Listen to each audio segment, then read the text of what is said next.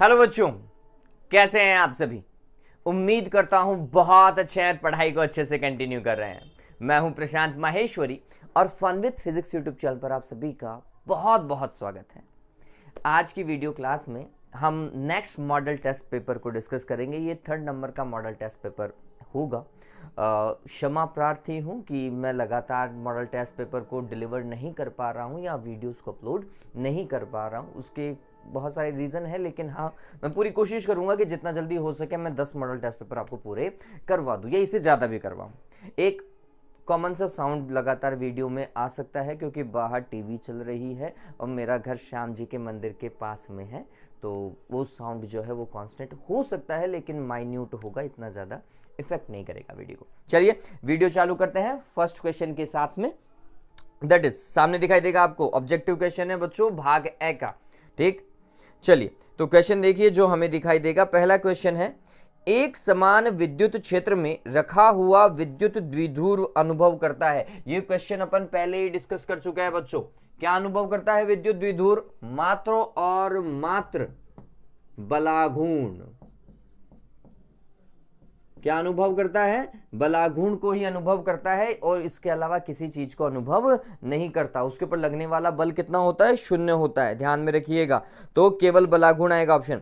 समविभव पृष्ठ में से पारित विद्युत फ्लक्स होगा। समविभव पृष्ठ के लिए हम एक डेफिनेशन लिखते हैं और हम बोलते हैं कि विद्युत क्षेत्र और पृष्ठ दोनों एक दूसरे के लंबवत होते हैं, ध्यान में रखना। ठीक है, विद्युत क्षेत्र और पृष्ठ दोनों एक दूसरे के क्या होते हैं? लंबवत होते हैं। तो हम बोलते हैं कि जो फ्लक्स पारित होगा वह पृष्ठ के क्या होगा? लंबवत होगा। अगर विद्युत बल रेखाएं लंबवत निकल रही है तो सीधी सी बात है फ्लक्स भी तो लंबवत ही निकल रहा है। चलिए, विभव मापी का सिद्धांत है नेक्स्ट वन। 3rd नंबर का क्वेश्चन आपको दिखाई देगा, विभव मापी का सिद्धांत। अरे उसका ऑप्शन पता चला ना, ए वाला ऑप्शन है। विभव मापी का सिद्धांत व्हीटस्टोन, कैल्विन सेतु, डी सोटी और उपरोक्त में से कोई नहीं। आपको पता हो तो बच्चों, विभव मापी के लिए हमने किसी भी तरीके के सेतु को नहीं पढ़ा है। मीटर ब्रिज ही है जिसके लिए हमने व्हीटस्टोन सेतु को पढ़ा था। मीटर ब्रिज का सिद्धांत व्हीटस्टोन सेतु पे काम करता है, लेकिन विभव मापी के लिए ऐसी कोई रिक्वायरमेंट नहीं है। तो ध्यान में रखिए, निम्न में से कोई नहीं आएगा। हमारी बुक में कहीं है ही नहीं। ठीक है, तो हमने बोला निम्न में से कोई नहीं, निम्न में से कोई नहीं। ठीक है बच्चों, ऑलराइट। नेक्स्ट वन क्या बोल रहा है? एसी जनित्र में, ओके मैं एक आगे स्विच कर गया। 4th वन देखिए, एक परिनालिका में आई धारा प्रवाह से उत्पन्न चुंबकीय क्षेत्र बी है। देखो, एक परिनालिका में अगर हम आई धारा प्रवाहित करते हैं तो उत्पन्न चुंबकीय क्षेत्र कितना है? बी। और बिल्कुल सही बात है, μ0 n I से पता चल रहा है। आई धारा प्रवाहित हुई, चुंबकीय क्षेत्र बी है, कोई दिक्कत नहीं। चलिए अब क्या बोल रहा है? परिनालिका की लंबाई व फेरों की संख्या को दुगना करने पर वही चुंबकीय क्षेत्र प्राप्त करने के लिए प्रवाहित धारा करनी पड़ेगी। ये लो भैया, तो इसको थोड़ा सा मैं एक्सप्लोर करता हूं। तो B = हो जाएगा μ0 n, स्मॉल n की जगह हम क्या लिख सकते हैं? फेरों की संख्या डिवाइडेड बाय परिनालिका की लंबाई divided by multiplied with I। यही है क्या? अरे सोलेनॉइड बोलते हैं ना बच्चों, सोलेनॉइड वाला सिनेरियो है। हाँ, तो क्या हो रहा है वो समझिए। अब वो बोल रहा है वही चुंबकीय क्षेत्र प्राप्त करने के लिए, तो चुंबकीय क्षेत्र में कोई परिवर्तन नहीं है, कंडीशन सेकंड की बात कर रहा हूं। वही चुंबकीय क्षेत्र प्राप्त करने के लिए कितनी धारा को प्रवाहित करना पड़ेगा? हमें I1 मान लेता हूं, मैं I1 धारा प्रवाहित करूंगा। ठीक है, कितनी धारा को प्रवाहित करना पड़ेगा? कब? जब फेरों की संख्या को क्या कर दिया जाए? दुगना कर दिया जाए। ऐसा ही बोल रहा है ना। और लंबाई को भी क्या कर दिया जाए? दुगना कर दिया जाए। तो कितनी धारा प्रवाहित करें कि उतना ही चुंबकीय क्षेत्र प्राप्त हो? बताओ भाई, ये समीकरण नंबर 1 मानो और इसे समीकरण नंबर 2 मानो। भाग लगा दूं क्या समीकरण 1 में समीकरण 2 का? ये तो समान था, बराबर। μ0 से μ0 कैंसिल। देखो ये 2 से 2 कट ही जाएगा, उतना ही आएगा, कहीं कोई दिक्कत नहीं है। आपको पता चलेगा 1 = I डिवाइडेड बाय I1। ऐसा ही है क्या? I1 की वैल्यू कितनी आई? I के बराबर। उतनी ही धारा प्रवाहित करनी पड़ेगी। यदि आपने लंबाई को भी उतना ही बढ़ाया है जितने की आपने फेरों की संख्या को बढ़ाया है, तो उतनी ही धारा प्रवाहित करनी पड़ेगी जितनी आपने पहले प्रवाहित की थी। ठीक है, ध्यान में रखिएगा। तो इसका ऑप्शन आएगा आई, बी ऑप्शन बिल्कुल सही है। नेक्स्ट वन देखिए, एसी जनरेटर में कुंडली का प्रतिरोध आर है, ठीक बात है भाई। फिर इसके बाद में चक्करों की संख्या n तथा प्रत्येक चक्कर का क्षेत्रफल a है। इसे बी चुंबकीय क्षेत्र में ओमेगा कोणीय आवृत्ति से घूर्णित किया जाता है। कुंडली में उत्पन्न विद्युत वाहक बल का अधिकतम मान होगा। देखो बहुत सारे बच्चों को विद्युत वाहक बल में दिक्कत हो सकती है और ये चीजें जल्दी से याद भी नहीं होती। मैं आपको एक सिंपल सा तरीका बताता हूं। विद्युत वाहक बल बना किससे, वो समझिए। विद्युत वाहक बल बना चुंबकीय फ्लक्स से।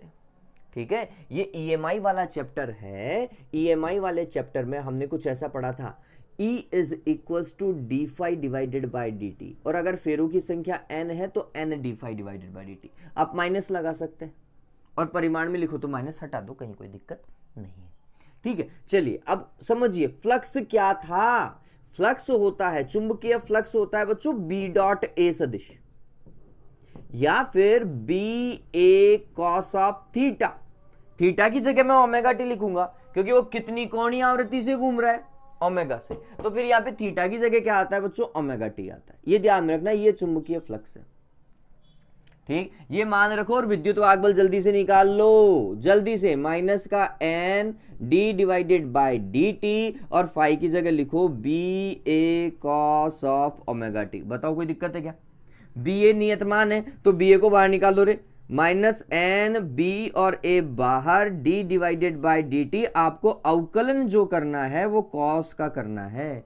कॉस का माइनस साइन होता है देवताओं, कॉस का अवकलन माइनस साइन, और टी के सापेक्ष में कर रहे हैं तो ओमेगा जो नियतमान है वो उठ करके आगे भी आएगा गुणा में। तो फिर ये कुछ ऐसा होगा, यहाँ पे मैं माइनस एन बी ए ऐसा का ऐसा लिख रहा हूं। अब इसका अवकलन किया तो ये आएगा माइनस, कॉस का तो माइनस का साइन आता है, कॉस का माइनस का साइन, और ये ओमेगा उठ करके आगे ऐसा।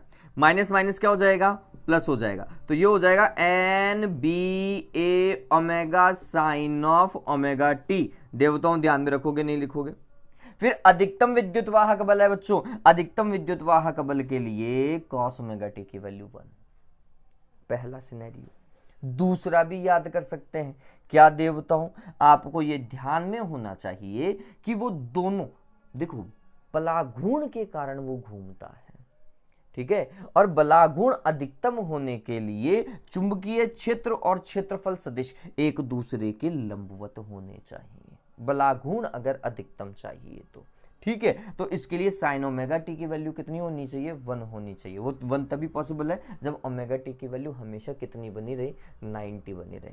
ठीक, तो यहां पर जो मैक्सिमम विद्युत वाहक बल है बच्चों वो होगा एन बी ए ओमेगा।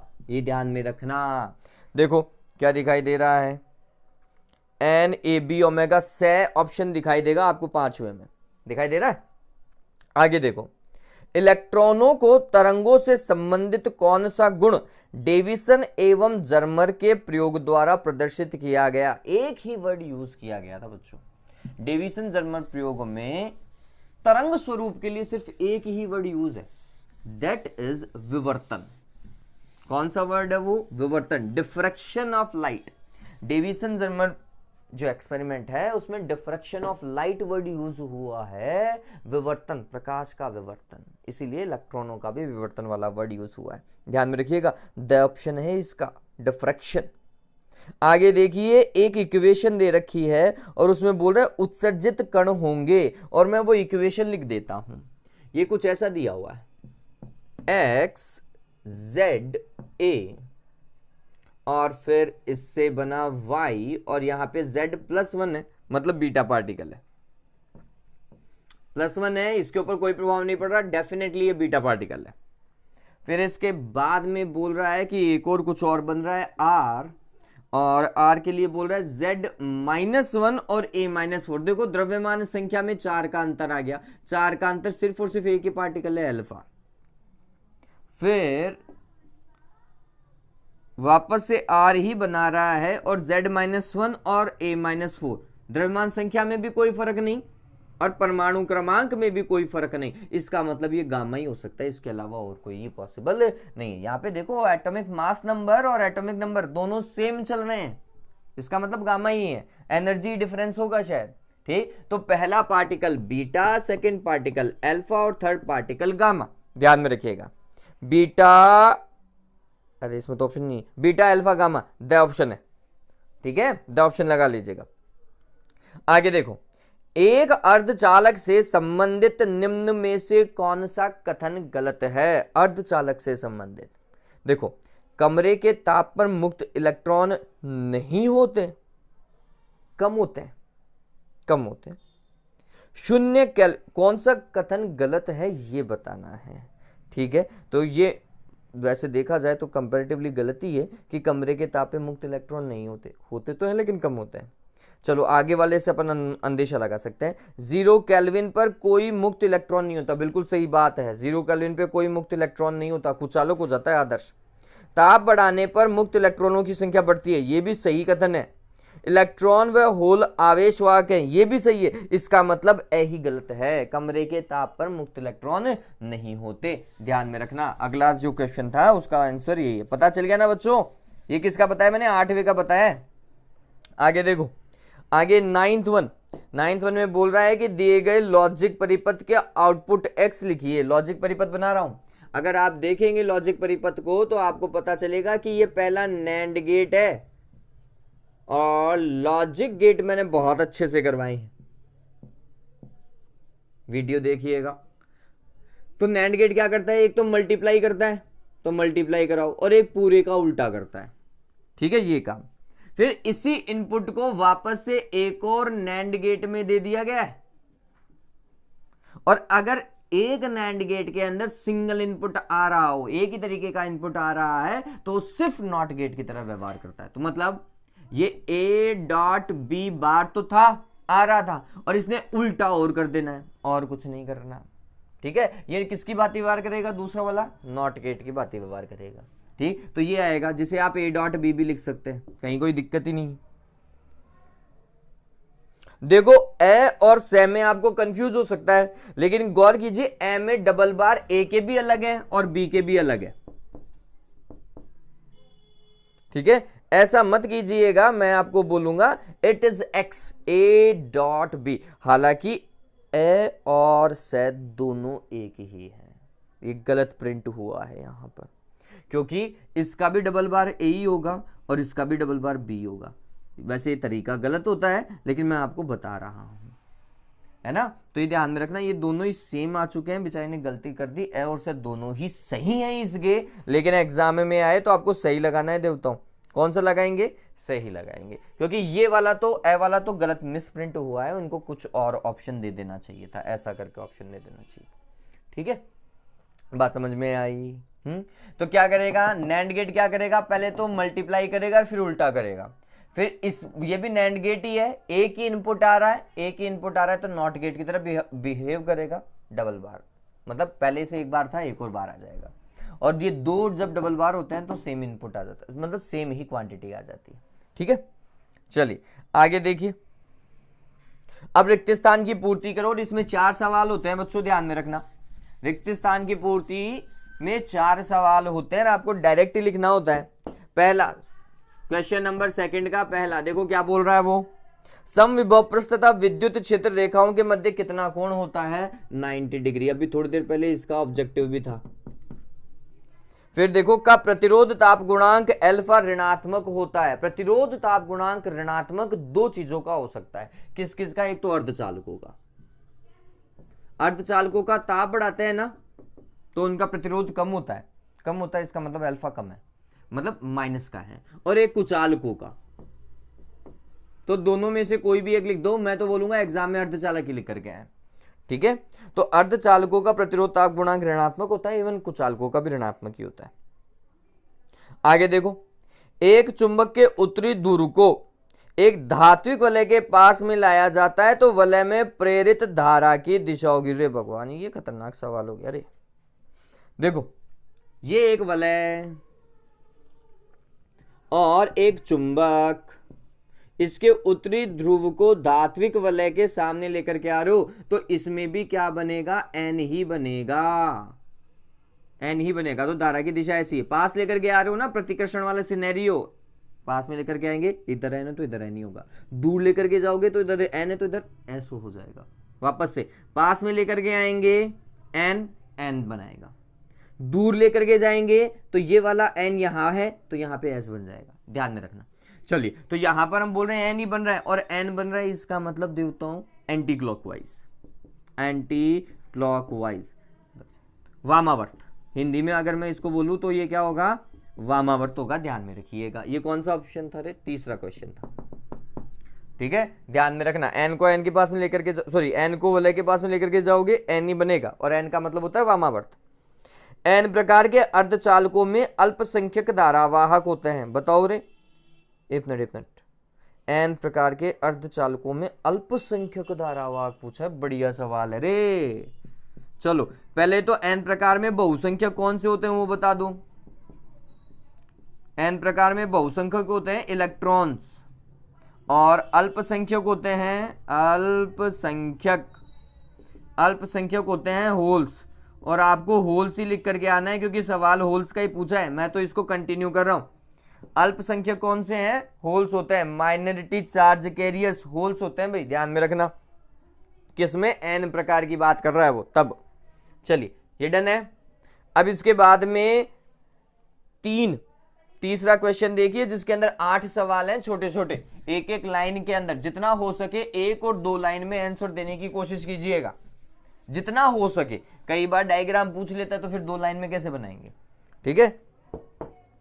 चलो क्या बोल रहा है, x बराबर 4 ओम, ठीक है, थर्ड का फर्स्ट बता रहा हूं, x बराबर कितना बोल रहा है, 4 ओम बोल रहा है, और y बराबर बोल रहा है 48 into 10 to the power -8 ohm metre, ऐसे ही बोल रहे हैं देवताओं।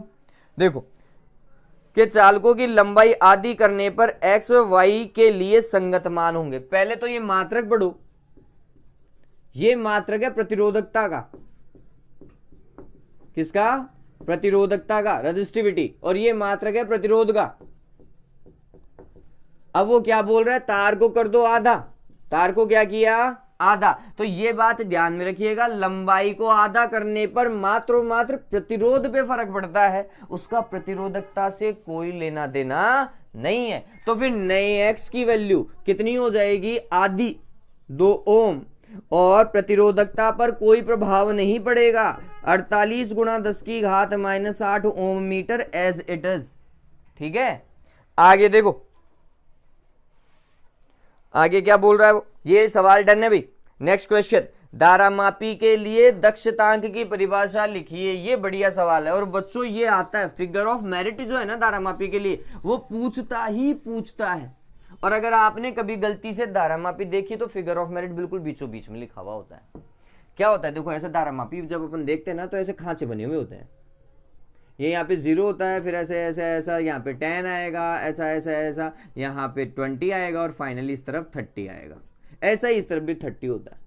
तो दक्षतांक का मतलब क्या होता है, इस धारामापी में यूनिट डिफ्लेक्शन के लिए, एक सिंगल विक्षेप के लिए जितनी धारा की आवश्यकता होती है उसी धारा को हम क्या बोलते हैं, धारामापी का दक्षतांक। वापस से, धारामापी के अंदर एकांक विक्षेप की प्राप्ति हेतु जितनी धारा की आवश्यकता होती है उसे धारामापी का क्या बोलते हैं, दक्षतांक बोलते हैं, ठीक है। तो हमने बोला क्या, समझिए दक्षतांक के लिए अपन क्या लिख सकते हैं वो समझिएगा बच्चों।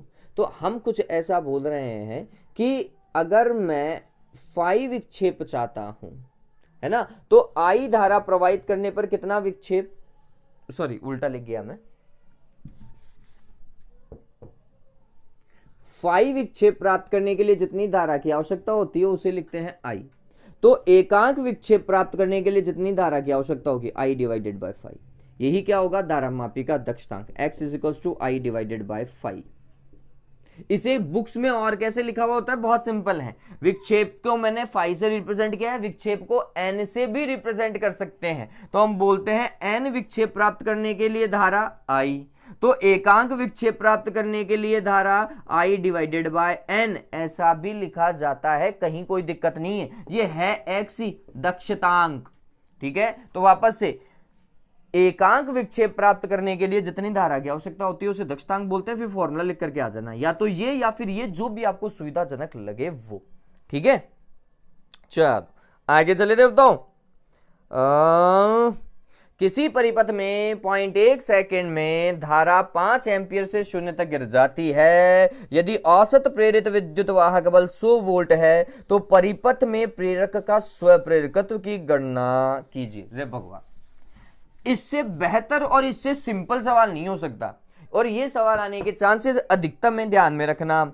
या तो पूछेगा अन्योन्य प्रेरकत्व या पूछेगा स्वप्रेरकत्व, और सवाल बहुत प्यारा है, बहुत सिंपल है। देखो क्या क्या दिया हुआ है। किसी परिपथ में 0.1 सेकंड में टाइम में कितना चेंज बोल रहा है, 0.1 सेकंड। ठीक है, और धारा कितनी हो जा रही है 0.1 सेकंड में, 5 से 0 में, तो धारा में परिवर्तन कितना, 5 एम्पियर का बोल रहा हूं मैं, मेरे को परिमाण में ही काम करना है। प्रेरित विद्युत वाहक बल इससे कितना उत्पन्न हुआ, आंसर है 100 वोल्ट। फिर क्या बोल रहा है, परिपथ में स्वप्रेरकत्व एल की वैल्यू क्वेश्चन मार्क है, ये क्वेश्चन नंबर है थर्ड का थर्ड। देखिए बच्चों, ये फॉर्मूला पढ़ा है हमने, E is equals to minus L d I divided by d t. मैं माइनस नहीं लगा रहा हूं, मेरे को सिर्फ परिमाण में ही काम करना है। ठीक है, L की वैल्यू कैलकुलेट करनी है, E का मान कितना 100, L कैलकुलेट करना है, DI कितना 5 और DT कितना 0.1। इस 0.1 को यहां से हटा दूं तो फिर ये 50 बन जाएगा क्या रे, और 50 को इससे काटोगे तो 2 आएगा क्या, L की वैल्यू 2 हेनरी। मात्रक ध्यान में रखिए, अन्योन्य और स्वप्रेरकत्व, यहां पे तो स्वप्रेरकत्व है, स्वप्रेरकत्व का मात्रक भी हेनरी होता है और अन्योन्य प्रेरकत्व का मात्रक भी हेनरी होता है। अच्छा, ऑब्जेक्टिव क्वेश्चन बन सकता है। ठीक है, देखो आगे, ये क्लियर है ना, डन है। चलो 4th वन देखिए, 400 वोल्ट विभवांतर से त्वरित इलेक्ट्रॉनों से संबंधित डी ब्रॉगली तरंग दैर्घ्य। अरे ये डी ब्रॉगली तरंग दैर्घ्य का फॉर्मूला भूल मत जाना, बहुत सिंपल है ये, और इसके ऊपर आप देखोगे तो बोर्ड में पिछले 5 साल उठाओगे आपको 3 सालों में मिलेगा ये सवाल। क्या भाई, डी ब्रॉगली तरंग दैर्घ्य, वो भी किसकी, इलेक्ट्रॉन की, कितनी 12.27 angstrom divided by root V. V की वैल्यू 400 रख दो, काम खत्म करो, हो जाएगा। डन है। अगले सवाल की तरफ स्विच कर रहा हूं बच्चों, सामने देखिए, एक रेडियो एक्टिव तत्व का क्षय नियतांक या क्षय स्थिरांक जो है वो जितना दिया हुआ है वो लिख देता हूं। क्वेश्चन नंबर है ये 6th वन। 6 में क्या बोल रहा है, रेडियो नहीं, मैं एक सवाल छोड़ चुका हूं बच्चों, 5वां। कार्यफलन को परिभाषित करो। कार्यफलन वर्क फंक्शन क्या होता है कि किसी धातु सतह से इलेक्ट्रॉन को मुक्त करने के लिए जितनी न्यूनतम ऊर्जा की आवश्यकता होती है उसे कार्यफलन बोलते हैं। वापस से रिपीट कर रहा हूं, धातु सतह से इलेक्ट्रॉन को मुक्त करने के लिए जितनी न्यूनतम ऊर्जा की आवश्यकता होती है उसे वर्क फंक्शन बोलते हैं।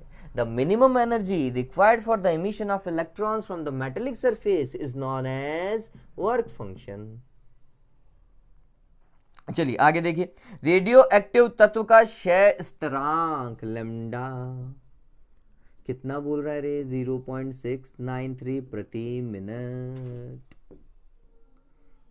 मिनट को मैं पता नहीं क्या लिख गया हूं, डीके कांस्टेंट बोल सकते हैं हम इसको, मिनट। ठीक है, ये दिया हुआ। फिर बोल रहा है इसकी अर्ध आयु और औसत आयु। बच्चों मेरे हिसाब से ये सवाल किया हुआ है क्या अपना, है? अर्ध आयु का फॉर्मूला कुछ ऐसा लिखते हैं क्या, 0.693 डिवाइडेड बाय लैम्डा, और लैम्डा की वैल्यू भी यही है। बताओ कितना आएगा, 1 मिनट, मान रख देना मिनट में आएगा। अर्ध आयु कितनी है, 1 मिनट है, ये अर्ध आयु। और औसत आयु टी एवरेज क्या होता है, 1.44 इंटू अर्ध आयु। बताओ देवताओं यही होता है क्या, तो ये होगा 1.44 और अर्ध आयु 1 मिनट है तो ये होगा 1.44 मिनट। ठीक है, आगे देखो 7वां सवाल, एक रेडियो एक्टिव नाभिक डी निम्न प्रकार शहीद हो रहा है। ठीक है, कर दो शहीद। D4 का परमाणु क्रमांक एवं द्रव्यमान संख्या, ये हुई ना बात। अरे ये सवाल लगातार मिटाता जा रहा हूं मैं, उतार लेना, ये स्क्रीनशॉट लेते रहना। ये वैसे समझ लो बच्चों, समझना ज्यादा इंपॉर्टेंट है ना। देखो क्या बोल रहा है वो, पहली बार जब हमने डी को देखा तो परमाणु क्रमांक था 92, द्रव्यमान संख्या थी ये। अल्फा जा रहा है पहली बार में, बताओ अल्फा में क्या होता है देवताओं, जल्दी से बताओ अल्फा में क्या होता है। परमाणु क्रमांक 2 का मतलब 90, द्रव्यमान संख्या 4 का मतलब 231। अरे मेरी मैथमेटिक्स में दिक्कत हो तो ठीक कर देना रे देवताओं। आगे देखो, फिर बीटा शे हो रहा है, बीटा शे के अंदर क्या होता है, परमाणु क्रमांक 1 बढ़ता है मेरे हिसाब से, तो ये 91 हो जाएगा, और ये 231 ऐसा कैसा, द्रव्यमान संख्या पे कोई प्रभाव नहीं पड़ेगा। आगे देखो अल्फा से, वापस से 2 कम करो, 91 से 2 गए तो कितना आएगा रे, 89 आएगा मेरे हिसाब से, यहां से 4 गए तो 227 आएगा क्या रे, ऐसा ही। चलो फिर है गामा से, फाइनली गामा, गामा में कोई फर्क पड़ता ही नहीं है, ऊर्जा में ही चेंजेस आते हैं, तो ये 89 और 227 यही लिखना था, ये दोनों परमाणु क्रमांक 89 और द्रव्यमान संख्या 227। कैलकुलेशन और देख लीजिएगा, बस ध्यान में रखिएगा, अल्फा में नीचे 2 कम, द्रव्यमान संख्या में 4 कम, बीटा के अंदर परमाणु क्रमांक 1 बढ़ जाता है, माइनस वाला है ना, तो परमाणु क्रमांक 1 बढ़ जाता है, द्रव्यमान संख्या पे कोई प्रभाव नहीं पड़ता। आगे देखो लास्ट वन, निम्न में से एक दाता अशुद्धि छाटिए। दाता मतलब जो दान कर सके, दानवीर, ठीक है। बोरोन, एल्यूमिनियम, आर्सेनिक, दाता मतलब दान करने वाला, एन टाइप, आपकी सरकार। आर्सेनिक बच्चों कौन सा आएगा, आर्सेनिक आएगा। ये बोरोन और एल्यूमिनियम जो है ये तो ग्राही है ना, इनके पास में बाह्य कक्षक में 3-3 इलेक्ट्रॉन ही होते हैं, ये तो ग्रहण करने को तैयार होते हैं, ये ग्राही अशुद्धियां हैं। जबकि आर्सेनिक के पास में 5 इलेक्ट्रॉन होते हैं मुक्त, ठीक है, 5 मुक्त इलेक्ट्रॉन है, इसका मतलब वो 1 इलेक्ट्रॉन को दान कर सकता है, ठीक है। चलिए ये क्लियर हुआ। अब नेक्स्ट देखते हैं खंड ब, खंड ब को डिस्कस करते हैं, और खंड ब का पहला सवाल आपको दिखाई दे रहा होगा, संधारित्र की प्लेटों के मध्य संचित ऊर्जा का सूत्र व्युत्पन्न कीजिए। संधारित्र की प्लेट के बीच में कितनी ऊर्जा संचित होती है बच्चों, ध्यान में रखिए, कितना भाई, हमने लिखा था U is equals to half C V square, या फिर U is equals to half Q V, या फिर हमने लिखा था half Q square divided by C. इतनी ऊर्जा संचित होती, किस तरीके से संचित होती है इसका वीडियो मैं आपको लिंक शेयर कर दूंगा डिस्क्रिप्शन में, वीडियो लिंक देखिएगा। अदरवाइज एक तरीका था, आप सभी को पता है कि W इज इक्वल्स टू, ये चीज हम पढ़ चुके हैं, QV होता है, आप सभी को पता है ना, तो इंटीग्रेशन का फॉर्मेशन यहीं से ही है, और Q is equals to CV होता है, ये बात और ध्यान में रखिएगा, इस चीज को ध्यान में रखें। तो मैं जब DW की बात करता हूं तो मैं लिखता हूं QDV, ये ध्यान में रखो, ठीक है। जहां Q की वैल्यू कहां से यूज कर रहे हैं, CV से यूज कर रहे हैं, so the DW will be CVDV, और इसका इंटीग्रेशन करेंगे 0 से लेकर कहां तक, V तक। यहां से आपका काम आसानी से कार्य का बहुत जल्दी एक फॉर्मूला तैयार हो जाएगा। C तो आप बाहर निकाल लीजिएगा, V का करेंगे तो V²/2 आ जाएगा, तो जिससे ये फॉर्मूला हाथों हाथ बन जाएगा, है ना। इस तरीके से आप आसानी से काम कर सकते थे, मैं आपको एक तरीका बता रहा हूं। अदरवाइज आप इसको दूसरे पैटर्न में कैसे देख सकते थे, जो हमारे ही डेरिवेशन का पार्ट है, आप इसे VDQ से भी कर सकते हैं, आप इसी को ही VDQ से भी कर सकते हैं। वहां पर क्या होगा, आपको V का फॉर्मेशन पता होना चाहिए, V is equals to Q divided by C। तो यहां पर अगर मैं इससे इंटीग्रेशन करूंगा तो फिर ये फॉर्मेशन क्या हो जाएगा, आंसर है Q डिवाइडेड बाय C, और ये DQ से काम होगा, ठीक है। ये आपके ऊपर डिपेंड करता है आप कौन सा फॉर्मेट यूज करना चाहते हैं। जो आपकी बुक में डेरिवेशन है वो ये वाला फॉर्मेट है ना, ये वाला फॉर्मेट, सॉरी ये वाला फॉर्मेट VDQ से दिया हुआ है, आप ऐसा भी कर सकते हैं, कहीं कोई दिक्कत नहीं है। चलिए, नॉर्मली ये वाला मेथड करते क्यों नहीं है, उसका एक रीजन है बच्चों, हम चार्ज को चेंज कर रहे होते हैं, हम धीरे धीरे प्लेट को चार्ज कर रहे होते हैं, इसलिए यही यूज होना चाहिए, है ना। एग्जैक्ट अगर देखा जाए तो 100% मैं बोलूंगा कि यही यूज होना चाहिए, क्योंकि हम धीरे धीरे चार्ज को क्या करते जाते हैं, इंक्रीज करते जाते हैं, हम पोटेंशियल को लगातार चेंज नहीं कर रहे होते, बैटरी सोर्स से कनेक्ट कर रखा होता है ना, इसलिए। हालांकि पोटेंशियल प्लेट के मिड में चेंज होता जाता है जब आप उसे चार्ज करते जाते हो, वो बात अलग है। चलिए नेक्स्ट देखिए, वो वाला यूज कर लीजिएगा, कोई दिक्कत नहीं।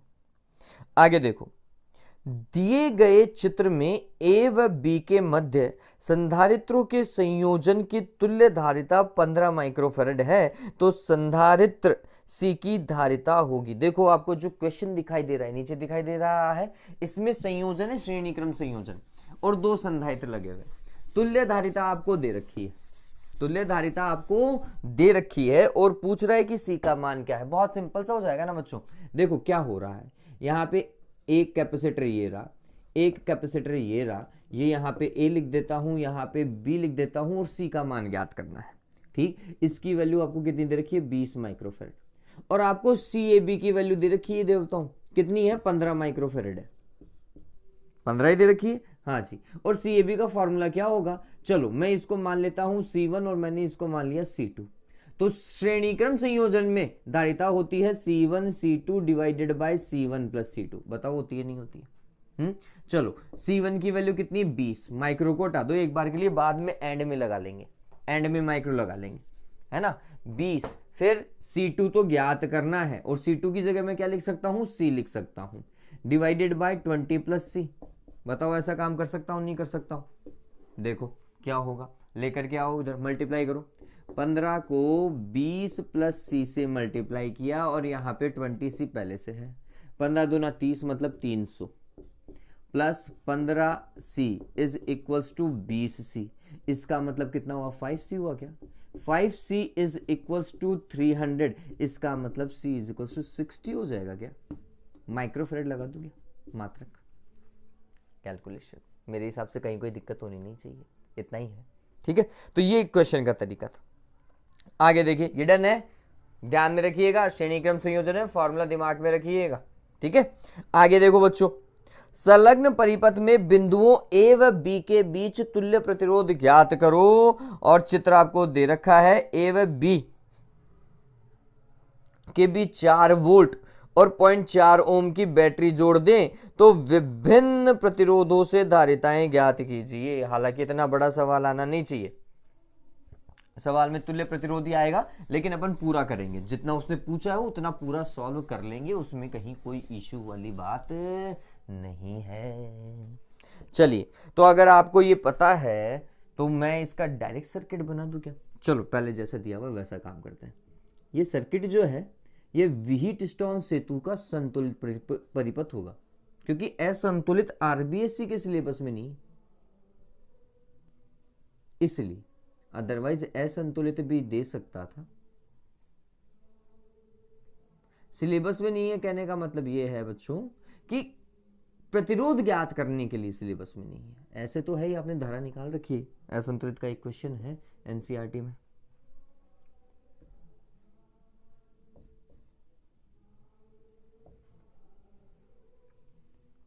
यहाँ पे 2 ओम, 3 ओम, 10 ओम, 6 ओम, 4 ओम। ठीक है, चलिए कैसे काम करेंगे। तो यहां पर अगर मैं देखूं तो ये कुछ ऐसा होना चाहिए था। आप देखें कि सी और डी वाला प्रतिरोध किस तरीके से कनेक्शन के अंदर जा रहा है। तो आप ए से जाने का तरीका देखिए, सॉल्यूशन में हम ए से जाने का तरीका देख रहे हैं। ए से कहाँ की ओर जा रहा हूं मैं बच्चों, एक बार सी पे जाऊंगा और एक बार डी पे जाऊंगा। चलिए पहले अगर डी पे जाएं तो ये कुछ ऐसा, ए से कहाँ पर, डी पर, ए से डी पर जाएंगे तो ये 2 ओम आएगा। ऐसे ही ए से सी पे जाएंगे ना बच्चों, ए से सी पे जाएंगे तो 3 ओम आ जाएगा। ठीक, फिर सी और डी के बीच में 10 ओम है, ये यहाँ पे सी, और इसके बीच में कितना है, 10 ओम है। ठीक, फिर डी से बी 4 ओम, डी से बी, ये बी 4 ओम। ऐसे ही सी से बी, सी से बी 6 ओम। गौर करो, इसमें इसका डिवाइड दो 1/2, इसमें इसका डिवाइड दो 1/2, या फिर इसमें इसका डिवाइड दो 2/3, इसमें इसका डिवाइड दो 4/6, अगेन 2/3।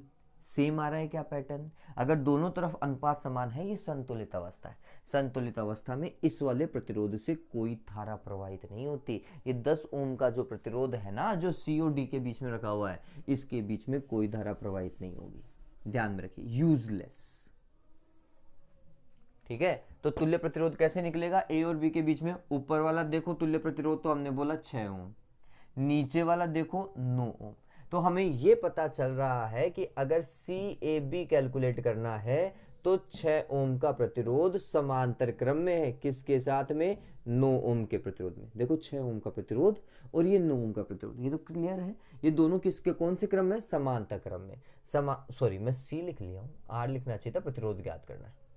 और समांतर क्रम में प्रतिरोध ज्ञात करने के लिए होता है बच्चों R1 R2 divided by R1 plus R2, यही होता है। देखो भाई 6 और 9, R1 और R2, तुमने लिखा 6 गुणा 9 डिवाइडेड बाय 6 प्लस 9 15 होता है क्या रे? 3 से कर सकता है, 3 तिया 9, 3 पंजे 15, 6 ती 18, 18/5 ओम RAB, ए और बी के मध्य तुल्य प्रतिरोध। क्लियर, बहुत सिंपल था, इसमें कहीं कोई दिक्कत नहीं होनी चाहिए। ठीक है, अब आगे क्या बोल रहा है वो थोड़ा सा समझने वाली बात है। आगे उसने कॉम्प्लिकेट कर रखा है, कितना कॉम्प्लिकेट किया है वो देखिए। वो बोल रहा है कि इस संयोजन को आपको जोड़ना है, किससे? एक बैटरी से और उसके आंतरिक प्रतिरोध से। ठीक है, देखिए ए और बी के बीच में एक 4 वोल्ट की बैटरी लगाई है अगले ने, और 0.4 ओम उसका आंतरिक प्रतिरोध है। कहीं कोई दिक्कत ही नहीं, कर लेंगे काम। इसमें इसका भाग लगाओ, RAB आ कितना रहा है? RAB कितना रहा? RAB 5 × 15, कितने बचे? 6 बचे क्या? नहीं, 5 × 15, 3 बचे, 5 × 30, 3.6 ओम, ये RAB है। ठीक है, इस पूरे को सॉल्व करेंगे तो RAB 3.6, और उसके साथ में श्रेणी क्रम में कौन है? 0.4। ठीक है, तो परिपथ का तुल्य प्रतिरोध R इक्विवेलेंट ऑफ सर्किट क्या होगा? RAB प्लस स्मॉल r लिख रहा हूं। इसका तो पूरा प्रतिरोध कैलकुलेट कर ही लिया ये, और ये स्मॉल r आंतरिक प्रतिरोध है। RAB की वैल्यू कितनी? 3.6, इसकी वैल्यू 0.4, कितना है? अरे 4 ओम। ये परिपथ का तुल्य प्रतिरोध हो गया।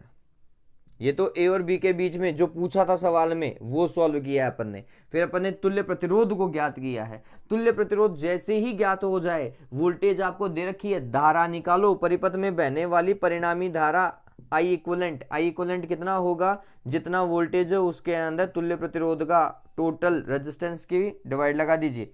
V की वैल्यू 4, R इक्विवेलेंट की वैल्यू 4, कितना आएगा रे? 1 एम्पियर।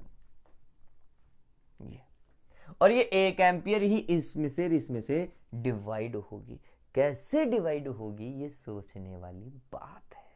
ठीक है, तो पहले तो ये तुल्य धारा निकाल, डन हुआ ये। क्लियर। अब आपको तरीका बताता हूं कि किससे कितनी धारा जा रही है। तो हम बोलेंगे 2 ओम एवं 4 ओम के प्रतिरोध से समान धारा जा रही है, जबकि 3 ओम और 6 ओम के प्रतिरोध से समान धारा जा रही है। ये जो कैलकुलेशन मैंने की थी इसमें तो कोई दिक्कत नहीं है, ये तो सिंपल सा ही था। चलिए अब देखो कैसे। इस पूरे को मैं R1 लिख रहा हूं और इस नीचे वाले को R2 लिख रहा हूं, ध्यान में रखना। ठीक है, ऊपर वाले को R1 और नीचे वाले को R2। धारा निकाल रहे हैं तो आपको पता होना चाहिए कि जितना विभवांतर यहां पर है उतना ही विभवांतर यहां पर है, समांतर क्रम में है ना देवताओं, इसलिए। ठीक, इस ऊपर वाले में धारा जा रही है I1 और नीचे वाले में धारा जा रही है I2। तो ये भी निश्चित है कि I1 plus I2 is equals to I होगा, कुल धारा, या I इक्वलेंट होगा, जो भी है, कुल धारा I मान लो। ठीक है, अब देखो मैं कैसे कैलकुलेट कर सकता हूं इस चीज को। देखिए आप कैसे कैलकुलेट कर सकते हैं इस चीज को, बोलना मुझे ऐसा चाहिए था। तो हमने बोला कि जितना विभवांतर इस पूरे के पास में है, मतलब R1 इंटू I1, उतना का उतना यहां पर भी है, मतलब R2 इंटू I2 भी है। और I2 को क्या लिख सकता हूं? I इक्विवेलेंट माइनस I1 लिख सकते हैं बच्चों। तो हम कुछ ऐसा लिखेंगे, R1 I1 plus R2, sorry plus नहीं आएगा, बराबर में चलना चाहिए, इज इक्वल्स टू R2, और ये होगा I equivalent minus I1, I2 की जगह अंदर मल्टीप्लाई करो, R1I1 is equals to R2I equivalent minus R2I1। उठा करके इधर लेकर के R1I1 plus R2I1 is equals to R2I equivalent. I1 को कॉमन ले सकता हूं, क्या होगा R1 plus R2 is equals to R2I equivalent. ऐसे ही I1 इज इक्वल्स टू कितना हो जाएगा R2I equivalent divided by R1 plus R2। ये कॉन्सेप्ट है बच्चों, जब भी मेरे को ऊपर वाले में धारा निकालनी होगी ना, तो मैं नीचे वाला प्रतिरोध को कुल धारा से मल्टीप्लाई करूंगा डिवाइडेड बाय कुल प्रतिरोध R1 प्लस R2। ऐसे ही अगर मेरे को I2 निकालनी होती तो I2 का फॉर्मूला उल्टा बन जाता। I2 के लिए अगर यहां लिखता तो मैं यहां पे क्या लिखता, R1 लिखता बच्चों। ये है तरीका, ठीक है। चलिए अभी तो I1 कैलकुलेट करो। I1 के लिए R2 ये पूरा है, 3 प्लस 6 कितना 9, और I इक्विवेलेंट की वैल्यू 1 है, divided by R1 plus R2। इसका मतलब ये प्लस ये अरे समांतर क्रम में 16 कर लेना पता चले। तो ये R2 कितना है 9, R1 कितना है 6, 9 6 15, तो ये हुआ 3/5। 3/5 मतलब 0.6 एम्पियर धारा जो है वो किससे जा रही है, 2 ओम से और 4 ओम से। लिखने का तरीका 2 ओम व 4 ओम से 0.6 एम्पियर की धारा। इसका मतलब 3 से और 6 ओम से कितनी जाएगी 1 माइनस 0.6। इसका मतलब 0.4 एम्पियर की धारा इन दोनों से जा रही।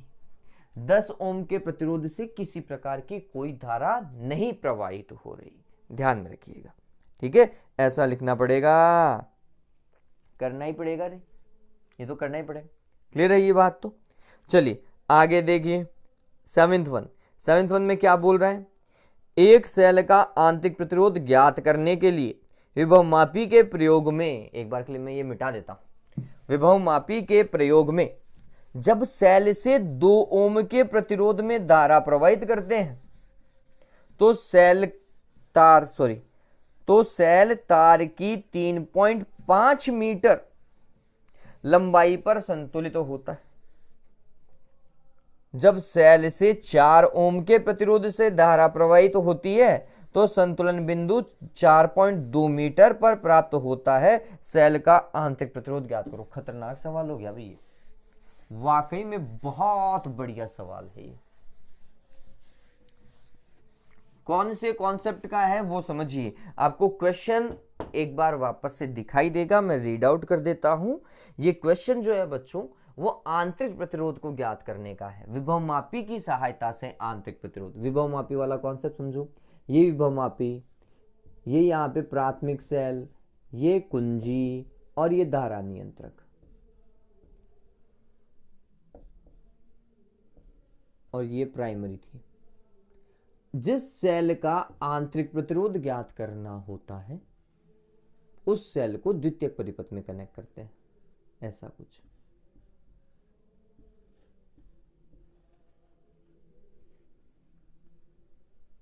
ठीक है, और यहां पे एक प्रतिरोध बॉक्स लगाते हैं आरबी, यहां पे एक कुंजी भी लगाते हैं, कुछ ऐसा। और अगर इससे धारा जा रही है तो फिर ये ऐसा कुछ,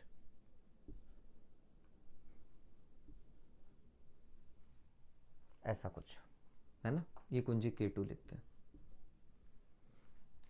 तो इस सेल का आंतरिक प्रतिरोध ज्ञात करना है जिसका विद्युत वाहक बल E है।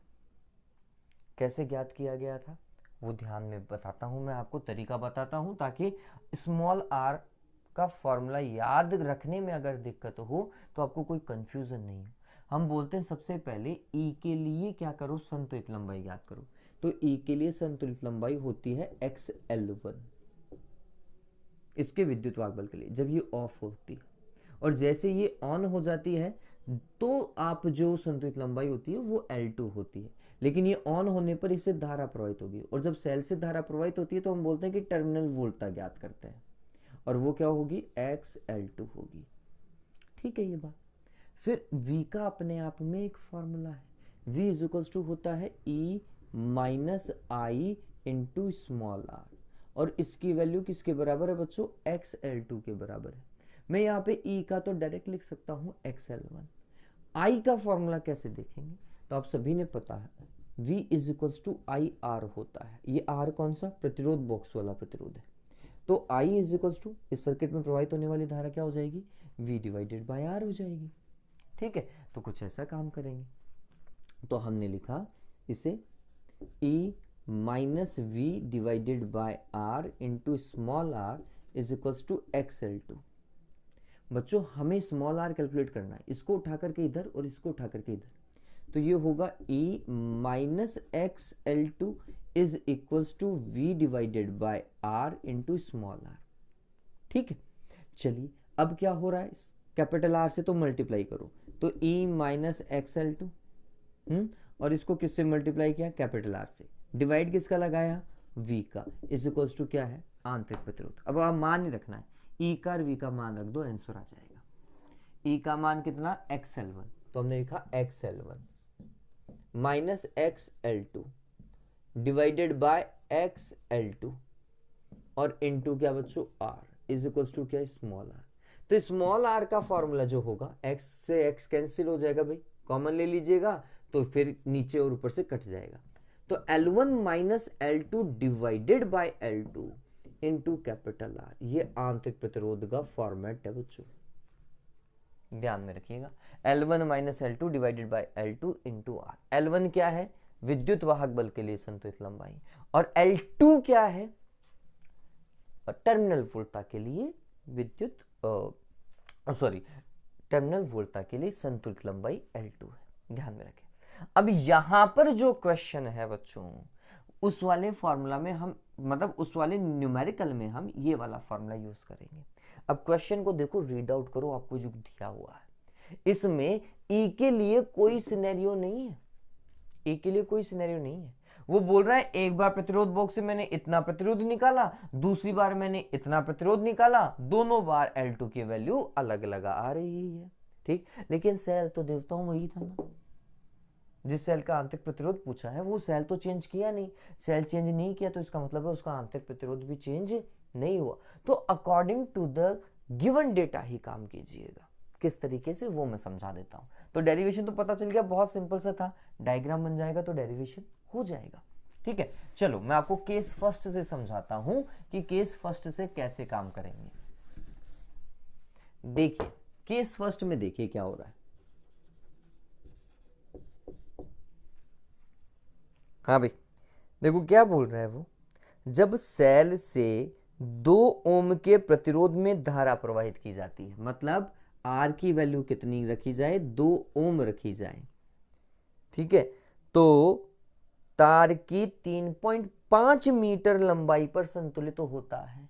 तो वो पहले क्वेश्चन में बोल रहा है कि R की वैल्यू आप 2 ओम रखें, तो L2 की वैल्यू कितनी है, 3.5 है ना, 3.5 मीटर है। बात समझ रहे हैं। तो इसके लिए अगर मैं आंतरिक प्रतिरोध का कॉन्सेप्ट लगाता हूं, तो आंतरिक प्रतिरोध बराबर L1 तो मेरे को पता नहीं है, लेकिन L2 मेरे को पता है 3.5 है, डिवाइडेड बाय 3.5 है, और मल्टीप्लाइड विद कितना कर दूं, 2 कर दूं। कैपिटल R से मल्टीप्लाई करना है ना, बताओ हुआ नहीं हुआ। फॉर्मूला ये यूज कर रहा हूं। ठीक है, फॉर्मूला यूज कौन सा है, ध्यान में रखिएगा, ये वाला है। चलिए सेकंड केस समझिए, इसी के नीचे कर देता हूं केस सेकंड। केस सेकंड के अंदर वो प्रतिरोध कितना निकाल रहा है, वो देखो, उसने 4 ओम का प्रतिरोध यूज किया और उसके लिए संतुलित लंबाई है 4.2 मीटर। ठीक है, तो आंतरिक प्रतिरोध का फॉर्मेट क्या हो जाएगा, देखिए वही है L1 माइनस L2, L2 है 4.2 divided bye L2 4.2 into capital R की वैल्यू ये। लेकिन गौर कीजिए इन दोनों समीकरणों में सेल चेंज नहीं हुआ है, इसलिए स्मॉल r की वैल्यू भी चेंज नहीं होगी। हालांकि ये ज्ञात करनी है हमें स्मॉल r, लेकिन पहले हम L1 को तो ज्ञात करें, L1 आते ही स्मॉल r कैलकुलेट हो जाएगा, और L1 ध्यान में रखिएगा हमेशा L2 से ज्यादा ही आएगा, ये ध्यान में रखना। चलो कैसे कैलकुलेट करेंगे, मैं फॉर्मूला यूज इधर लिख देता हूँ, स्मॉल आर का फॉर्मूला जो हमने यूज किया है L1 minus L2 divide by L2 into capital are, ध्यान में रखोगे। ठीक है, अब देखो मैं जो बता रहा हूँ, मैं आपको सिर्फ यही कह रहा हूँ कि ये दोनों प्रतिरोध समान हैं, इसलिए पहले L1 की वैल्यू कैलकुलेट करो। कैसे? समीकरण 1 और 2 से। किस तरीके से? L1 minus 3.5 divided by 3.5 into capital R मतलब 2 is equals to L1 minus 4.2 divided by 4.2, और ये मल्टीप्लाई हो रहा है किससे? 4 से। इसको हटाओगे तो 2 आएगा, यहाँ पर पॉइंट से पॉइंट हटा लो, और मेरे हिसाब से 7 से जा रहा है, 7 पंजे 35 और 7 छिंग 42। ठीक है, तो ये 6 जो है वो मल्टीप्लाई हो रहा है इससे, कुछ ऐसा 6 L1 माइनस 3.5 और 5 और 2 दिखाई दे रहा है, 10 हो जाएगा। 10 मल्टीप्लाई हो रहा है L1 माइनस 4.2 से। ठीक है, इसको इससे देखेंगे तो 6 L1 आएगा माइनस 6 पंजो 30 का 3 36 18 3 21 is equals to 10 L1 minus 42। इस 42 को तो इधर लेकर के आओ प्लस का, और इसको इस तरफ लेकर के जाओ माइनस का, तो 42 minus 21 is equals to 10 L1 minus 6 L1। कितना होगा? 21 आएगा क्या? 21 is equals to 4 L1. So the value of L1 is equals to 21 divided by 4. That should be 4 पंजो 20 और 2 5 मीटर। पता चला? और अगर ये L1 की वैल्यू है तो मैं समीकरण 1 में L1 का मान रख सकता हूं, और अगर ये मान हमने रखा तो आसानी से किसकी वैल्यू कैलकुलेट होगी? स्मॉल आर की वैल्यू कैलकुलेट होगी। बात समझ में आई क्या? मेरी बात समझे? सबसे पहले हमने क्या निकाला? दोनों समीकरणों से L1 निकाला। जैसे ही L1 आ जाता है उसकी मान को या तो समीकरण 1 में रख दीजिए या समीकरण 2 में रख दीजिए, जो आपको सुविधाजनक लगे, और फिर सॉल्व कीजिए। स्मॉल आर का मान आएगा, मात्रक ओम लगा दीजिएगा। ठीक है, ओम लगाना। मेरी आवाज थोड़ी सी मेरे को अजीब सी लग रही है आज। देखो 8वां, फैराडे का वैद्युत चुंबकीय प्रेरण का नियम। ये अपन बहुत बार डिस्कस कर चुके हैं ना, मैं बस आपको यही ध्यान में दिला रहा हूं कि जब भी वैद्युत चुंबकीय नियम लिखो तो फिर E is equals to minus N d phi divided by d t जरूर लिखना, या फिर इसका परिमाण लिख करके आना, is equals to N d phi upon d t होता है कि प्रेरित विद्युत वाहक बल का परिमाण चुंबकीय फ्लक्स में परिवर्तन की दर के तुल्य होता है या समानुपाती होता है। ये लिख करके आओगे। और एक नियम, पहला नियम क्या था कि जब किसी कुंडली या फिर बंद परिपथ से संबंधित चुंबकीय फ्लक्स में परिवर्तन होता है तो उसके सिरों के मध्य विद्युत वाहक बल उत्पन्न होता है, जिसे प्रेरित विद्युत वाहक बल कहते हैं। और परिपथ बन है तो बहने वाली धारा प्रेरित धारा कहलाती है। ठीक है, आगे देखो, आगे क्या बोल रहा है?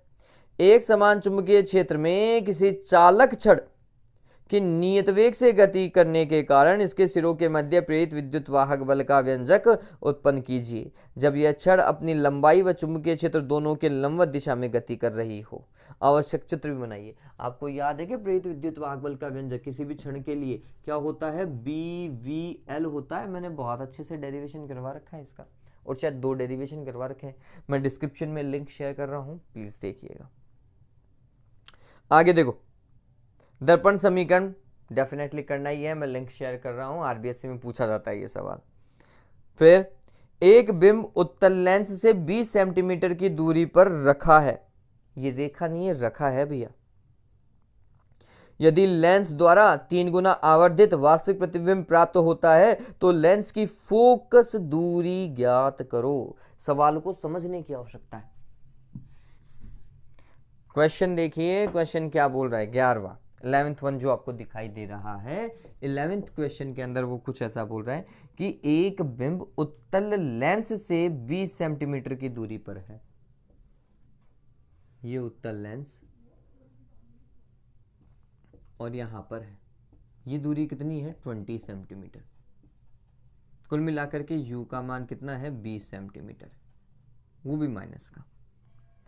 ठीक है, यदि लेंस द्वारा 3 गुना आवर्धित वास्तविक प्रतिबिंब बनता है, वास्तविक और 3 गुना आवर्धित, समझिए बड़ा बन रहा है, तो m की वैल्यू 1 से ज़्यादा आएगी, और वास्तविक है तो m की वैल्यू माइनस की है, तो 3 गुना आवर्धित मतलब m की वैल्यू -3 है, ध्यान में रखना। और लेंस की बात कर रहा है वो, तो लेंस की फोकस दूरी ज्ञात कीजिए, तो लेंस के लिए f की वैल्यू आपको ज्ञात करनी, बहुत सिंपल सा हो गया ये। अगर हमारे पास में m है तो मैं लेंस के लिए लिख सकता हूँ v डिवाइडेड बाई u, ये लेंस के लिए है, इज इक्वल्स टू कितना -3। So the value of v is equals to -3u। बताओ भाई ऐसा ही है क्या? चलिए v की वैल्यू देखो क्या कैलकुलेट होगी, v is equals to -3 multiplied u की वैल्यू देखो -20, कितना हो जाएगा? प्लस का 60 सेंटीमीटर रहेगा क्या? v हमारे पास में है, u हमारे पास में है, फोकस दूरी के फॉर्मूला लेंस के लिए 1/f is equals to 1/v minus 1/u, 1/v 60 minus 1/u, u की वैल्यू -20 थी। 1/60 प्लस 1/20 यही होगा क्या? 60 को एलसीएम ले लूँ क्या रे, कितना आएगा? 1 3 4/60, इसका मतलब f इज इक्वल्स टू कितना आएगा? 60/4, कितना 15 सेंटीमीटर आ रहा है क्या? और कोई दिक्कत भी नहीं है, आप सभी को पता है ये यहाँ पर हुआ 15 सेंटीमीटर इस वाले पॉइंट पे, ये f है, तो ये 15 है, तो ये यहाँ पर कितना हो जाएगा? 30 हो जाएगा 2f की वैल्यू। देखो डायग्राम से देखो, वस्तु का है f और 2f के मिड में है, जब वस्तु f और 2f के मिड में होती है तो जो प्रतिबिंब बनता है वो 2f से परे होना चाहिए, मतलब v की वैल्यू जो है वो 30 से ज्यादा आनी चाहिए। देखो 30 से ज्यादा ही है v की वैल्यू, 60 है, ठीक है, तो बिल्कुल सही है, हमारी कैलकुलेशन बिल्कुल सही है, कहीं कोई दो राह है नहीं है, ध्यान में रखिएगा। बात समझे क्या? इससे हमें क्या पता चला? f 15 है ना, और यहाँ पे ये 20 पे है, तो वस्तु जो है वो f और 2f के बीच में है, और जब f और 2f के बीच में है तो फिर v की वैल्यू जो है वो 2f से ज़्यादा आनी चाहिए। 2f अगर 30 है तो यहाँ पे हमारे पास में हमने देखा था शुरुआत में 60 आ गया था, ठीक है, तो हमने जो कैलकुलेशन करी है उसमें कहीं कोई दिक्कत नहीं है, ध्यान में रखें। आगे देखो 13(1), किसी 20 सेंटीमीटर फोकस दूरी के उत्तल लेंस के संपर्क में 30 सेंटीमीटर फोकस दूरी के अवतल लेंस के संयोजन से बने संयुक्त लेंस की फोकस दूरी क्या है? तंत्र अभिसारी है या फिर अपसारी? पहले तो ये देखो कि उत्तल लेंस जो है उसकी फोकस दूरी कौन सी है। उत्तल लेंस की फोकस दूरी है 24, नहीं मैं गलत पड़ गया क्या? ओके बच्चों, मैंने 12वीं की जगह मैंने 13वां सवाल पढ़ दिया है। 12th देखिए, एक उत्तल लेंस की फोकस दूरी 24 सेंटीमीटर है, कांच का अपवर्तनांक 3/2 है, तो लेंस के दोनों पृष्ठों की वक्रता त्रिज्या समान हो तो वक्रता त्रिज्या का मान ज्ञात करो। निहायत ही सिंपल सवाल है, लेंस मेकर समीकरण बच्चों, लेंस मेकर समीकरण से ये काम आसानी से हो जाएगा। लेंस मेकर समीकरण क्या होता है? Mu -1 1/r1 -1/r2। बताओ ये दे रखा है क्या? और उत्तल लेंस है, r1 और r2 समान है, f की वैल्यू दे रखी है, मैं उत्तल लेंस के लिए प्लस का ही लिखूंगा, म्यू की वैल्यू 3/2 है, -1 1/r1 प्लस का, दोनों का r समान है ना।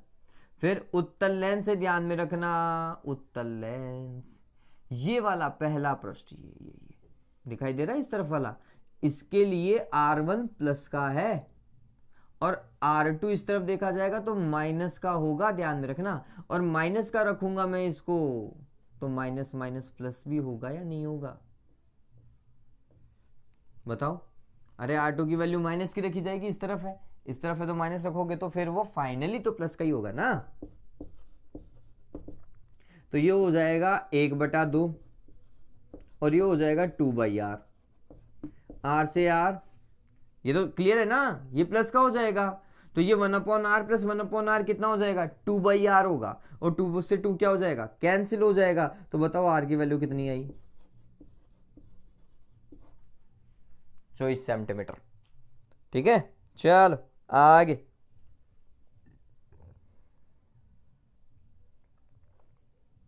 गलती तो नहीं की है मैंने,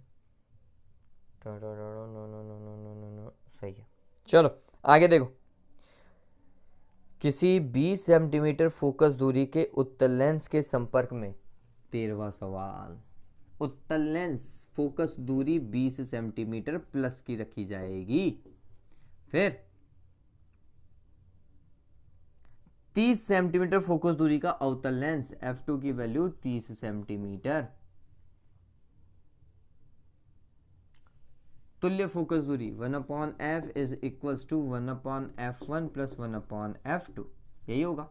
अवतल लेंस से बच्चों फोकस दूरी माइनस, चलिए तो 1/f is equals to 1/f1 20 minus 1/30 कर दो, क्या f2 की वैल्यू माइनस का 30 रखूंगा तो माइनस आ जाएगा बीच में। लघुत्तम कितना ले लें, 60 लोगे तो यहाँ आएगा 3, यहाँ आएगा 1, सॉरी 1 कहाँ को आएगा, 2 आएगा, 1/60 आ रहेगा 1/f की वैल्यू। तो f की वैल्यू कितनी आ गई, 60 सेंटीमीटर रहेगी। क्या प्लस की आ रही है माइनस की, प्लस की, अगर प्लस की है तो फिर अभिसारी, संयोजन जो है वो कैसा है, अभिसारी। और अगर ये माइनस का आता कैलकुलेशन तो फिर हम बोलते हैं अपसारी, है ना, फैलता हुआ होता फिर, लेकिन अभी तो ये अपसारी है, अभिसारी है, सॉरी, है ना, कन्वर्जिंग जिसे हम बोलते हैं इंग्लिश में। आगे देखो 14 समीकरण r बराबर r0 a to the power 1/3 के आधार पर दर्शाइए कि नाभिकीय द्रव्य का घनत्व लगभग अचर रहता है या r0 एक नियतांक तथा a द्रव्यमान संख्या है। ये सवाल बोर्ड का क्वेश्चन है ना, कि r is equals to r0 a to the power 1/3 को यूज करो और घनत्व निकालो, और बताओ कि घनत्व जो है वो एक नियतांक है। ये मैंने हालांकि बहुत अच्छे से समझा रखा है, लेकिन आप सीधा समझिए, नाभिक को एक गोला माना गया है और उस गोले की त्रिज्या कितनी है, r0 a की पावर 1/3। क्वेश्चन नंबर ये जो दिया हुआ है दैट इज 14। ठीक है, अगर ऐसा है तो आप आयतन निकालो। सबसे पहले आयतन बराबर क्या होगा, 4/3 पाई r क्यूब। बताओ गोले का आयतन यही होता है क्या, 4/3 पाई ऐसा का ऐसा रहने दो, r क्यूब मतलब r0 a की पावर 1/3 और इसका क्यूब करूं तो क्या होगा रे, 4/3 पाई क्यूब करो r0 का क्यूब, और इसका क्यूब करोगे तो, इसका घन करोगे तो बताओ यही आएगा क्या, अरे 3 से 3 कैंसिल हो जाएगा, तो ये आयतन आया। ठीक है, अब देखो घनत्व बराबर होता है द्रव्यमान बटे आयतन। अब द्रव्यमान का एक कॉन्सेप्ट है, क्या भाई, नाभिक जो है उसमें होते हैं प्रोटॉन और न्यूट्रॉन। ठीक है, अब समझो, प्रोटॉन और न्यूट्रॉन दोनों का द्रव्यमान लगभग समान है। ठीक, माना कि इसके पास में 2 प्रोटॉन है और 2 न्यूट्रॉन है, तो इसका टोटल द्रव्यमान लिखा जाएगा 4 न्यूक्लियोनों के द्रव्यमानों के बराबर। इन दोनों को, प्रोटॉन और न्यूट्रॉन क्या होते हैं, न्यूक्लियन होते हैं, तो हम बोलते हैं इसका जो टोटल द्रव्यमान होगा वो होगा 4 न्यूक्लियन का द्रव्यमान, ये लिखा जाएगा। 4 तो ऐसा का ऐसा रख रहा हूं, न्यूक्लियन का द्रव्यमान फिक्स है स्मॉल m, और एक न्यूक्लियन का द्रव्यमान हम लिखते हैं 1.66 गुणा 10⁻⁻27 किलोग्राम न्यूक्लियन का। ठीक है, इन दोनों का एवरेज जो द्रव्यमान है वो इतना है। ठीक, 4 क्या है, 2 + 2। ये 2 + 2 कैसे किया भैया, ये द्रव्यमान संख्या होती है 2 + 2। कुल प्रोटॉनों और न्यूट्रॉनों की जो संख्या है, इनका जो योग होता है ना, प्रोटॉन की संख्या प्लस न्यूट्रॉन की संख्या, उसे हम बोलते हैं द्रव्यमान संख्या, और वही मैंने लिखी है यहाँ पे 4। ठीक है, तो मैं कुल मिलाकर के क्या कर रहा हूं, द्रव्यमान संख्या को गुणा कर रहा हूं एक न्यूक्लियन के द्रव्यमान से। ठीक है, यही कुल द्रव्यमान होता है, ध्यान में रखना।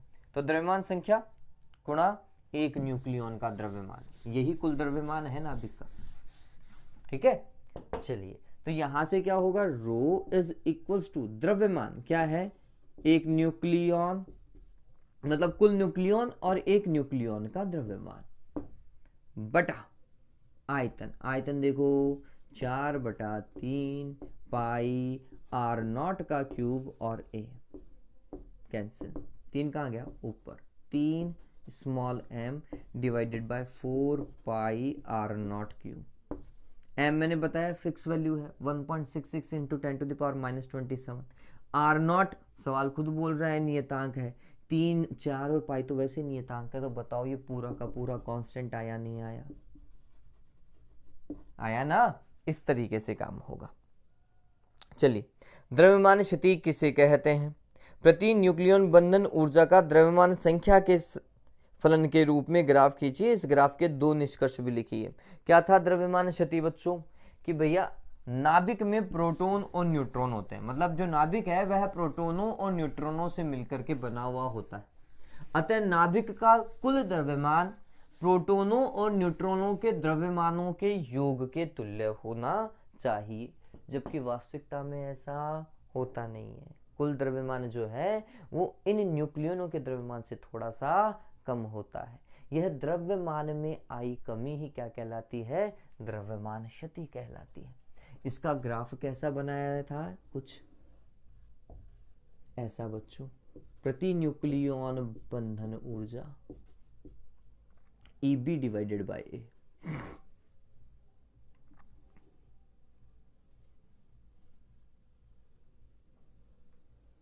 बनाया था नहीं बनाया था।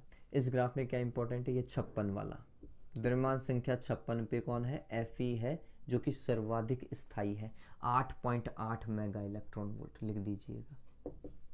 इसकी प्रति न्यूक्लियन बंधन ऊर्जा सर्वाधिक होती है। फिर आप ये पॉइंट लिखना चाहें तो इन पॉइंट के ऊपर भी काम कर दीजिएगा, है ना। ये तो हाइड्रोजन से चालू कर दीजिएगा। फिर यहाँ पर क्या है, हीलियम है 4 द्रव्यमान संख्या, फिर कार्बन लिख लो 12 और फिर ऑक्सीजन लिख लो 16 पीक पॉइंट। बस इतना ही बताओ, या फिर 4 12 16 दर्शा दो, कहीं कोई दिक्कत नहीं, ग्राफ यही है। इस ग्राफ की क्या खास बात है कि इस ग्राफ से प्रदर्शित तो होता है कि लोहे की प्रति न्यूक्लियन बंधन ऊर्जा सर्वाधिक, अर्थात यह प्रकृति का सर्वाधिक स्थायी तत्व है। दूसरा यह भी बताता है कि जैसे अधिक द्रव्यमान संख्या वाले नाभिकों के लिए प्रति न्यूक्लियन बंधन ऊर्जा घटती जाती है, अर्थात ये अस्थायी है, ठीक है, या इनका स्थायित्व कम होता है। ये 2 सिंपल से यही लिख देना। हालांकि ये ग्राफ तो बहुत सारी चीजें समझाता है, ठीक, लेकिन अपन इन 2 चीजों के ऊपर कन्फाइन हो जाओ, कहीं कोई दिक्कत नहीं है। फिर साइक्लोट्रॉन, अगला खंड से देखिए, इसके अंदर आपके पास में 3 सवाल हैं, फिर दे के अंदर 2 सवाल है। देखो खंड से के अंदर साइक्लोट्रॉन क्या है, इसका सिद्धांत कार्यविधि मैं डिस्क्रिप्शन में डाल रहा हूं, प्लीज देख लीजिएगा। फिर एम्पियर का नियम बता चुका हूं, B.dl is mu naught summation I होता है। एक लंबे ठोस बेलनाकार चालक के कारण इसके बाहर अंदर किसी बिंदु पर चुंबकीय क्षेत्र का मान ज्ञात कीजिए। ठोस बेलनाकार चालक पता है कौन सा, वो मोटा वाला, 3 जगह ज्ञात किया था अपन ने, बाहर mu naught I divided by 2 pi r, फिर सरफेस के ऊपर कितना, mu naught I divided by 2 pi capital R, और अंदर तो भाई साहब चेंज थ्योरम है ना, उसका एक अलग से फॉर्मूला निकाला था, वो डेरिवेशन करना ही पड़ेगा, तो वो आपको देखना ही पड़ेगा, मैं वैसे डिस्क्रिप्शन में डाल रहा हूं।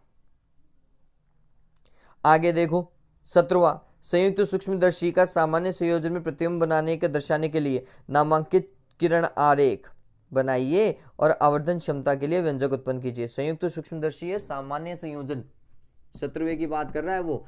m का फॉर्मेट कितना होना चाहिए, L divided by F not 1 plus D divided by F E, या तो ये प्रूव करो या फिर ये V not upon you not 1 plus D divided by F E, दोनों में से एक। मैंने आपको ये करवा रखा है, ये नीचे वाला, अच्छे से इसको तैयार कर जाओ, कहाँ दिक्कत आ रही। और डायग्राम की प्रैक्टिस कर लीजिएगा। संयुक्त सूक्ष्मदर्शी और दूरदर्शी सूक्ष्मदर्शी और दूरदर्शी दोनों की प्रैक्टिस शानदार होनी चाहिए, डायग्राम बहुत शानदार बनना चाहिए, ध्यान में रखना। फिर आगे देखो क्या बोल रहा है, गोलीय अवतल पृष्ठ का अपवर्तन का सूत्र व्युत्पन्न कीजिए। देखो गोलीय पृष्ठ के लिए अपन ने एक सूत्र उत्पन्न किया था, शायद आप बच्चों को याद हो, v minus you divide, sorry मैं खुद ही गलत लिख रहा हूं, कैसे आपको बोलूंगा, μ2 divided by v, μ1 divided by u is equals to μ2 minus μ1 divided by r। बताओ ऐसे लिखा था नहीं लिखा था? तो ये वही वाली चीज को पूछ रहा है, लेकिन अवतल पृष्ठ के लिए पूछ रहा है, ऐसा कोई निश्चित नहीं है। आरबीएससी में ध्यान में रखना बच्चों कि सीधा सीधा देगा, जो बुक में है वही डेरिवेशन याद रखिएगा, तो आपको दिक्कत नहीं करनी है। आपके बुक के अंदर गोलीय उत्तल के लिए दे रखा है, मैंने डेरिवेशन भी उसी के लिए करवा रखा है कि तो उसके लिए ही करिएगा, वही याद रखना है क्योंकि एग्जाम में वही आएगा।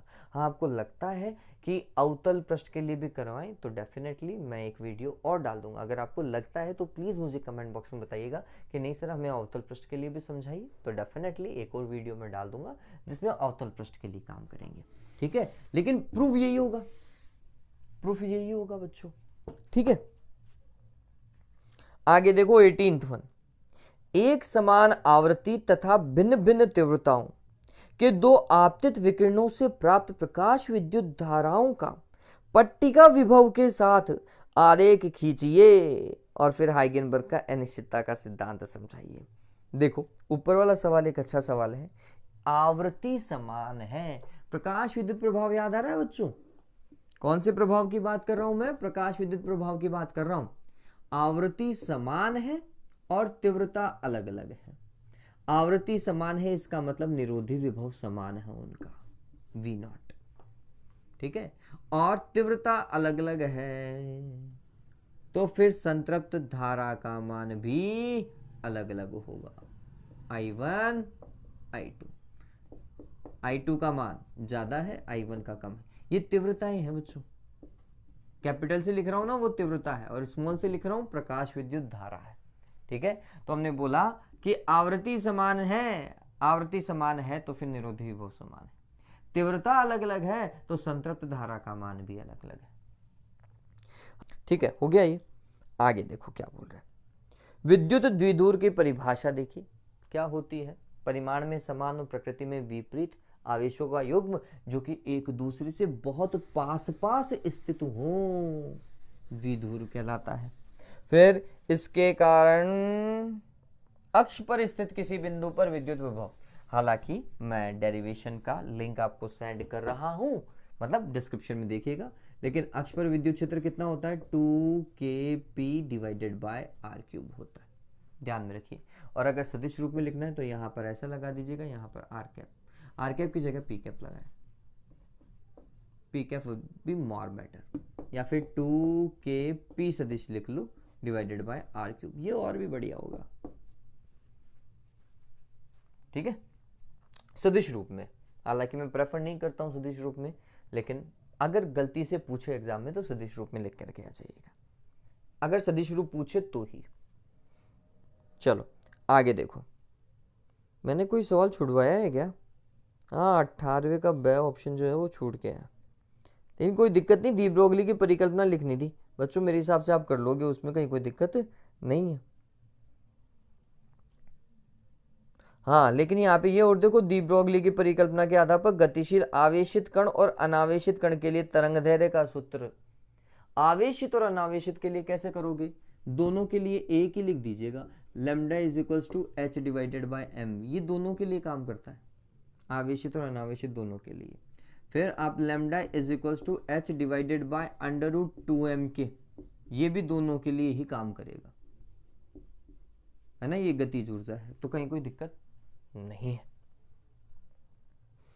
चलो ये हो चुका। फिर इस 19वें का जो अपन डिस्कस कर रहे थे में, तीन आवेश हैं, इन पे विचार कीजिए। समबाहु त्रिभुज के शीर्ष पे स्थित है, त्रिभुज के केंद्र पे दर्शाए गए अनुसार क्यों आवेश पे कितने परिमाण का बल लगेगा? 0 बल लगेगा। कितना लगेगा? 0 बल लगेगा। क्यों बल लगेगा भाई, कोई बता सकता है? सिंपल सा है रे बच्चों, क्या कि भैया ये एक संतुलित निकाय है और संतुलित निकाय के किसी बिंदु पर लगने वाला जो बल होता है वह 0 होता है। कैसा निकाय है? संतुलित निकाय है, ध्यान में रखिएगा। लामीज थ्योरम वैसे लगा सकते थे हम इस पे। एक मिनट, आपकी बुक का ही सवाल है ये कि तीनों कोनों पर बच्चों समान आवेश है, स्मॉल क्यू और स्मॉल क्यू, और बोल रहा है केंद्र पर यहाँ पर कैपिटल क्यू आवेश है। तो ये वाला इसको इधर फेंकेगा, ये वाला इसको इधर फेंकेगा और ये वाला इसको इधर फेंकेगा। तो हम बोलते हैं इन दोनों का परिमाण निकालते हैं ना अपन, इन दोनों का 120 डिग्री का एंगल है ये, तो वो परिमाण इस तरफ काम करता है। F12 लिख देता हूँ फोर्स, ये F12 और ये जो नीचे की ओर काम कर रहा है फोर्स, ये दोनों परिमाण में बराबर आते हैं तो निरस्त हो जाता है कुल बल, ध्यान में रखना। तो हम बोलते हैं कि यहाँ पर F1 plus F2 plus F3, इन तीनों का जो सदिश योग है वो कितना है? 0 है, ध्यान में रखना। अरे ये वापस से क्या हो रहा है?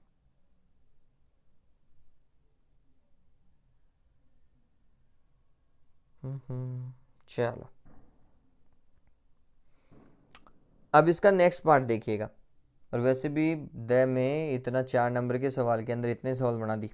दिए गए चित्र में छायांकित क्षेत्र में परिणामी विद्युत फ्लक्स की गणना कीजिए। छायांकित क्षेत्र के लिए ही करना, ये बात ध्यान में रखना। और ये निश्चित भी है, आपको ये सवाल बोर्ड का सवाल है जिसके अंदर हम फ्लक्स के लिए डिफाइन करते हैं कि जिस पर्टिकुलर भाग में आवेश है जिसे हमने निकाय में इंक्लूड किया है उसी से रिलेटेड ही फ्लक्स निकाला जाता है ना, ध्यान में रखें।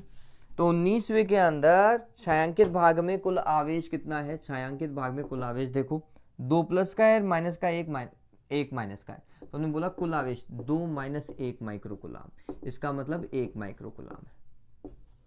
तो विद्युत फ्लक्स फाई बराबर कितना होगा? Q divided by epsilon not होगा। Q divided by epsilon not मतलब 1 बटा एप्सिलॉन नॉट, 8.85 गुणा 10 की घात माइनस 12, और ये माइक्रो था 10 की घात माइनस 6। इसको सॉल्व कीजिएगा, जो भी आएगा फ्लक्स का मान उसका मात्रक कितना लगाएंगे? वोल्ट मीटर लगाएंगे, ठीक है। अरे आज क्या हो रहा है ये?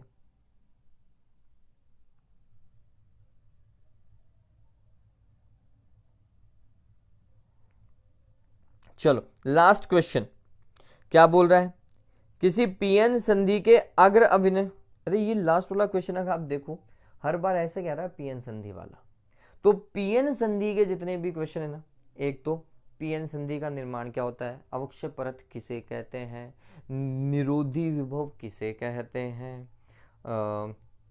और इसके पीएन संधि के निर्माण के लिए कौन सी विधियां आती है, विसरण और अफवाह वाली विधि है ना, उसकी वर्किंग ध्यान में रखोगे।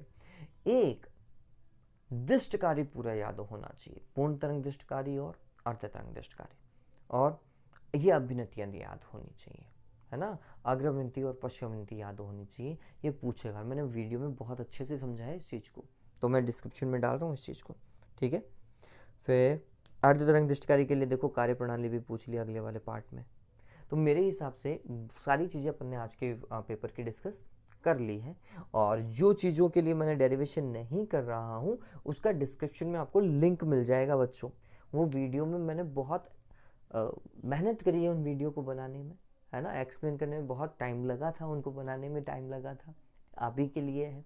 तो प्लीज़ उन्हें जा कर के देख लीजिएगा अगर आपको पता नहीं चल रहा है तो, ठीक है। चलिए तब तक के लिए have a good day and take care.